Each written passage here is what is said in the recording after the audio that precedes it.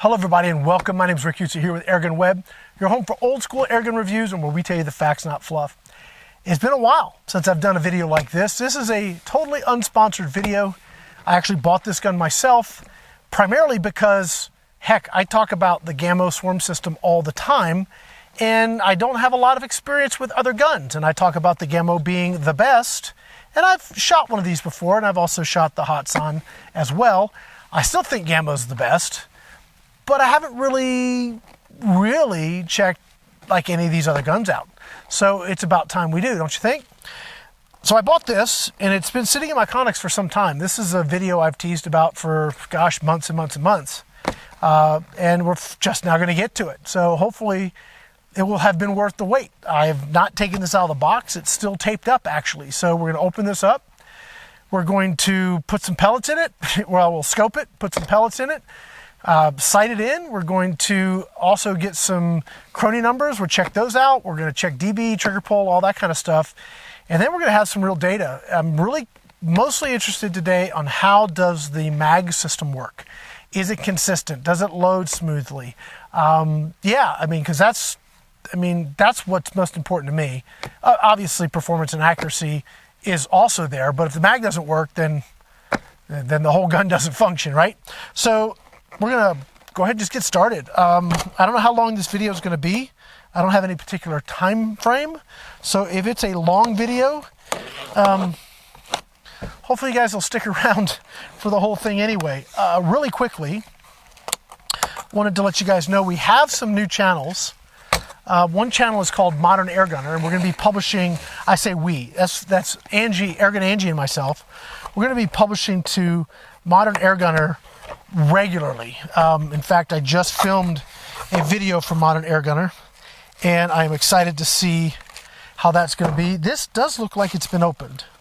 So maybe I pulled it out to look at it and then just put it back in the box, as I do not remember shooting it. But okay, but it has been a while. But it's been at least taken out of the box once before. Let me get rid of this box and we'll get back over here. So it's been a while since I've worked with anything Crosman related. They have their nitro piston, gas ram. They have their rail. I remember when they first came out with the pick rail or the weaver rail, what an awesome thing they did with that. That was so important. Made a big difference with their guns. But I haven't shot a Crosman brake barrel in a very long time, so this could be quite interesting. One of the things I'm noticing here is they do have the open sights. I do love that. I'm not concerned that they're a little bit high. It gives clearance for the mag, which is fine. But I think brake barrels should have open sights. I think they add something, especially if you have younger shooters that need to learn how to shoot with open sights before going to a scope. This gives them that option to do it. They're not metal, they're plastic, but as long as it's good plastic, as far as good composite, it should be fine. The stock is it's probably a solid synthetic composite. It doesn't feel plasticky to me. I mean, it definitely feels like a traditional firearms and a synthetic firearm stock, so that's fine. They have these really cool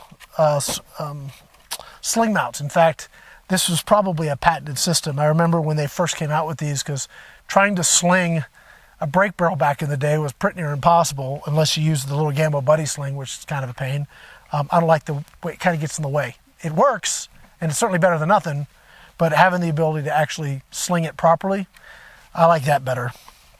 Let's see what kind of scope we got. All right, we got a 3-9. We can see that. It's a 3-9. It has an AO. It is not mil-dot. That's a bummer. I would have loved to have had a mil-dot on it, but it's just duplex. It doesn't look like it has a push-pull locking. It's just click adjustable. Fairly positive clicks, though, but at least we have an adjustable objective. And that'll let us focus. I say the word focus. Adjust our parallax to whatever distance we are, and it goes all the way down to 30. Goes down to 30 feet, so 10 yards, up to infinity.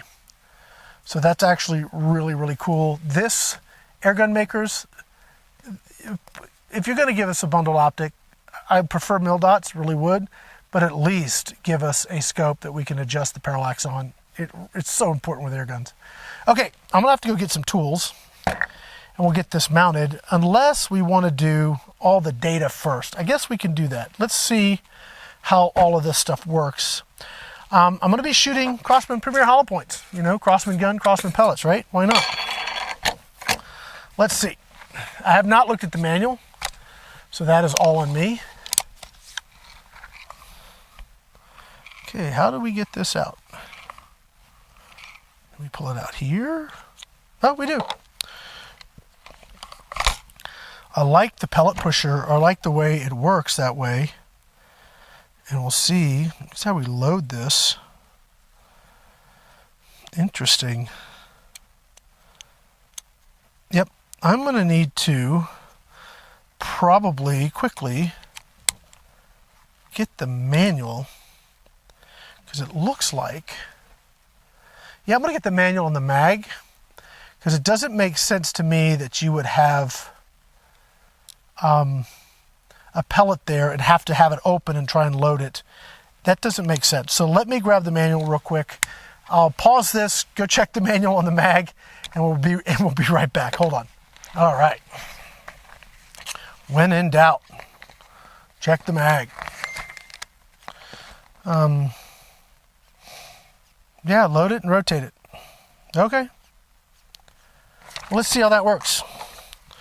Okay, so it's saying load in the pellet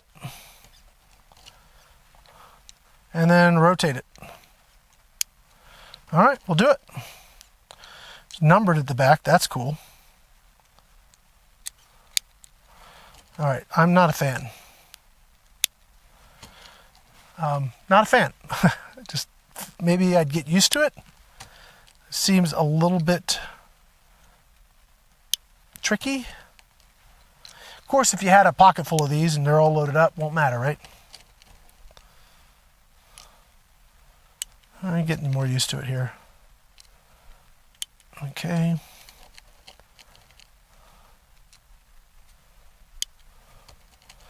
Now we should flip open to an empty. We do. Okay, so we're flipped over to an empty. All right, so that is where this drops in, and now, yeah, okay, so that makes more sense. So you're loading in your pellets. It still has an empty slot here because you got to clear the pellet pusher. All right. All right, so already cocked it, I think, didn't I? Yeah. So now we've just loaded one. I'm gonna take a shot. I'll shoot some steel. Safety. Okay. Oh, it's been a while since I've pulled one of those triggers. Alrighty then. Yeah, that's one of those really long Crosman triggers. The adjustment screws all the way bottomed out, so you can't make it less than that. Really quickly, there's all kinds of mods online about how to make this trigger, quote, better. Be very careful. Basically what you're doing is you're minimizing sear engagement, which if it's too light and you drop the gun, it'll fire. So all of those things about get a longer screw, get a roller bearing, all of that stuff, you're setting yourself up to have a gun in an unsafe condition. And yes, it will make the trigger pull much easier, but it also can make the gun very dangerous. So I suggest don't do it. Learn how to use the trigger you got. It's not adjustable very well. It is what it is. But if you learn to use it, it's going to be much safer. That's just my 2 cents worth. All right, so we've got some pellets in there. Let's get a trigger pull. Let's get a trigger pull.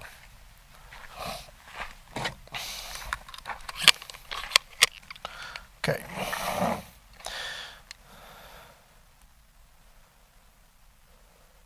All right.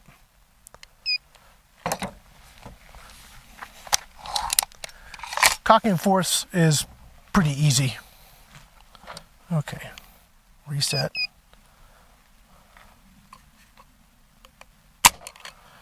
Okay, 3 pounds, 5.7 ounces.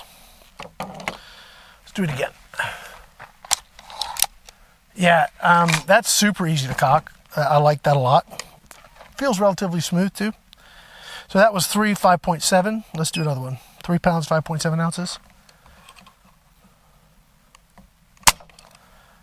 Yeah, 3 pounds, 9.6 ounces. So let's say a 3.5 pound trigger is what we got here. Yeah, let's go ahead and let's get some dB numbers, right? It's supposed to be quiet. Let's see what it sounds like. Now, the DB stuff, I don't necessarily really like doing DB numbers because it all depends so much on your surroundings and environment and everything else. And meters can be very different. I have a different meter, and I'm pretty sure it's not calibrated right because it's giving me numbers that are, I think, way too high.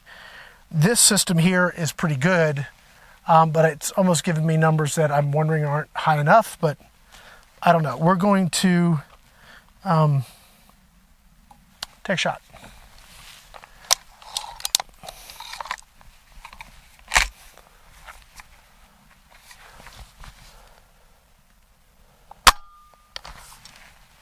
All right, let's see what it registered.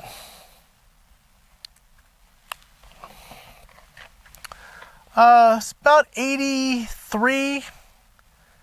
Yeah, about 83 dB. See, that seems a little low to me. I would have thought that was a little louder than that, but let's do it again. Let's do it one more time.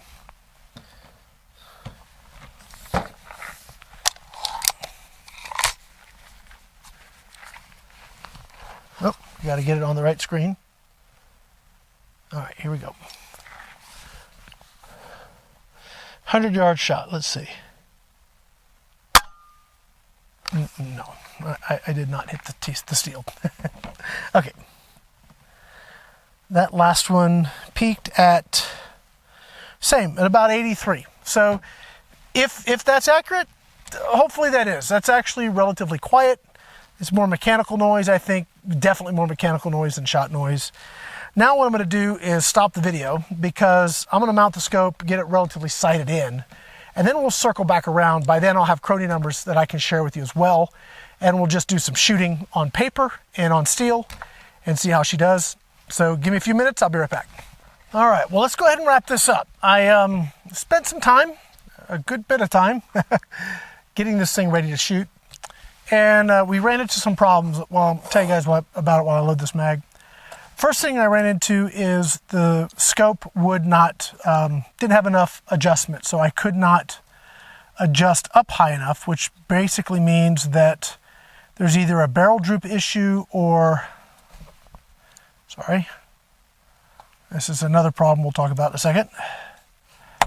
There's either a barrel droop issue, it'll work, yay, it works this time, or, what is going on here? Oh, there it is. There it is.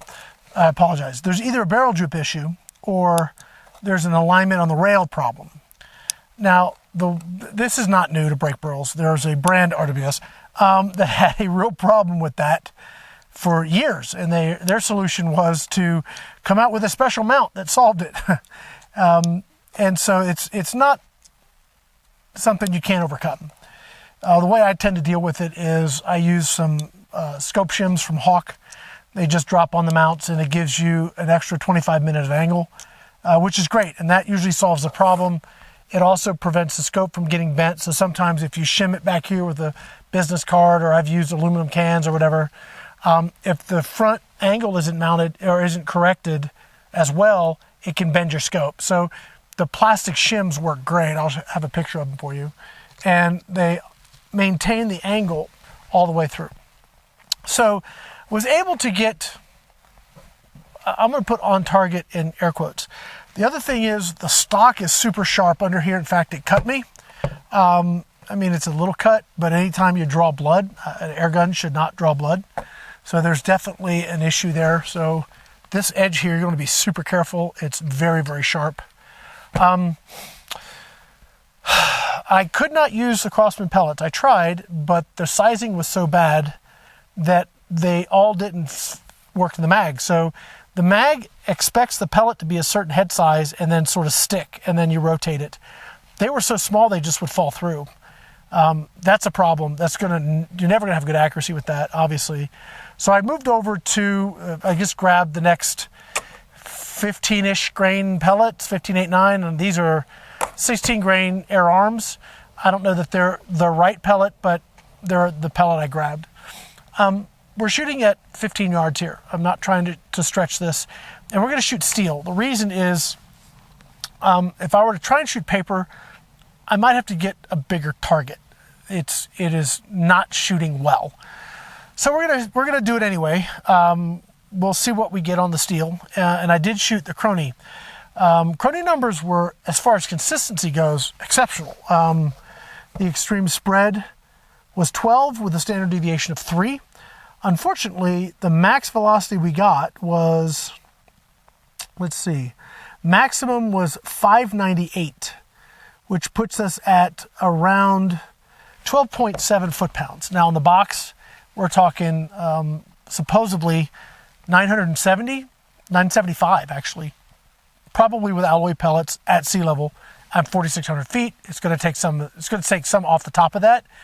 But even if we were like, say, 600 feet per second, they're talking almost 1,000 feet per second.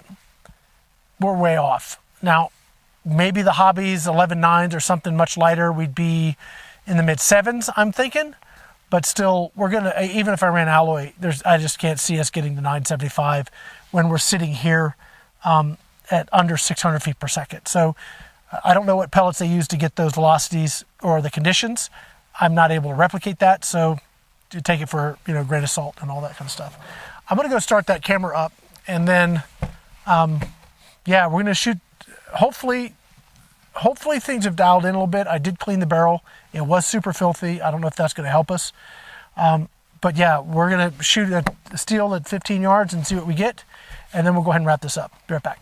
The other thing I found problematic was there's a little window that you're supposed to be able to see what number pellet you're on. It's impossible to see it. You have to like really take a look, and it's hard. So if you're just running and gunning and shooting, it's not right there for you to see it, which is it's going to lead to either dry firing or potentially you can double feed this as well. So it's got a couple things you need to watch out for there. Okay, let's see.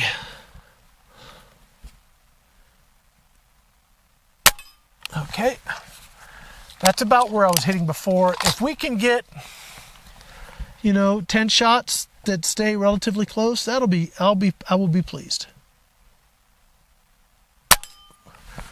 Okay.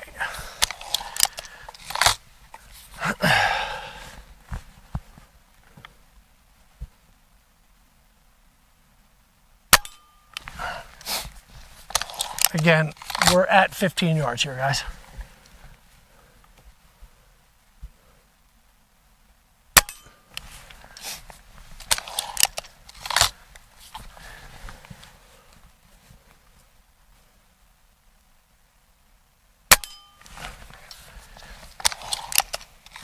One, two, three, four, five. Okay.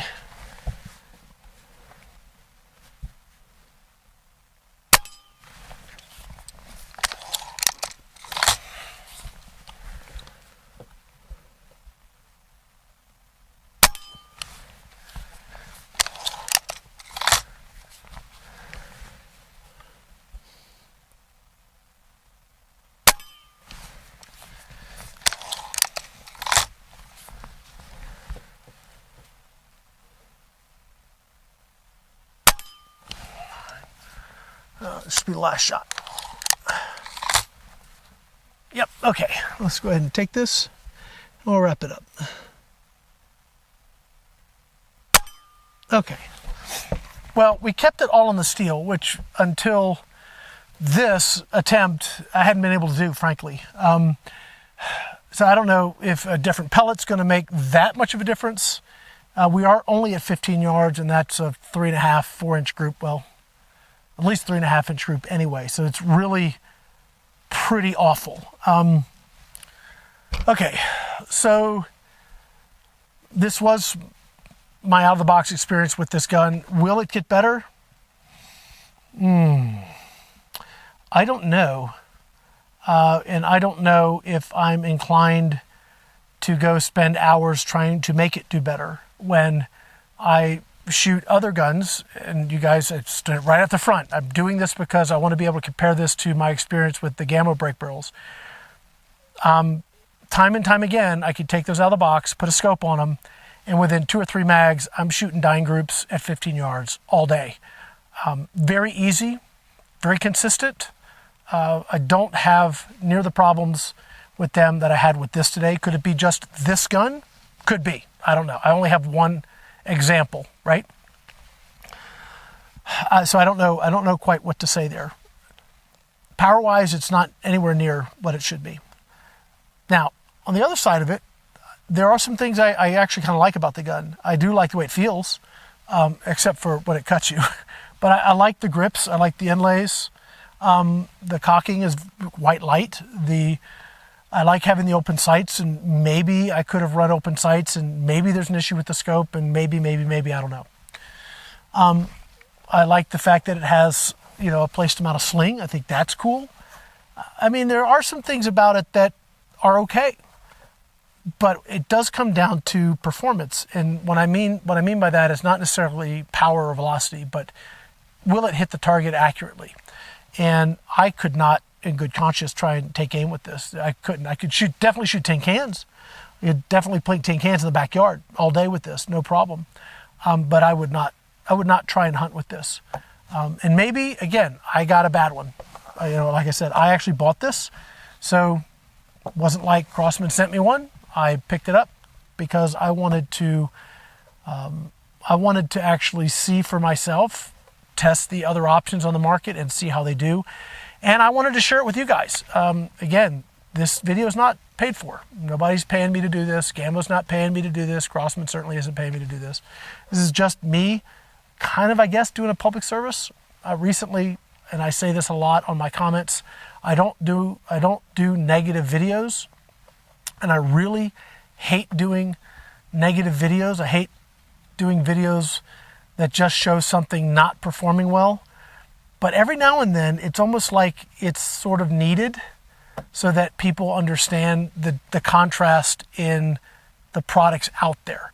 So I'm going to do this gun like I've been promising for a long time, and I've done it now.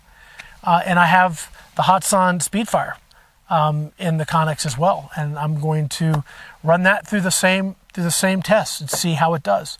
I probably will grab some different pellets and I want to try some H&Ns. They're a harder alloy. They're more like a Crosman alloy. Maybe that's the secret sauce. If they work, I'll let you know. How's that?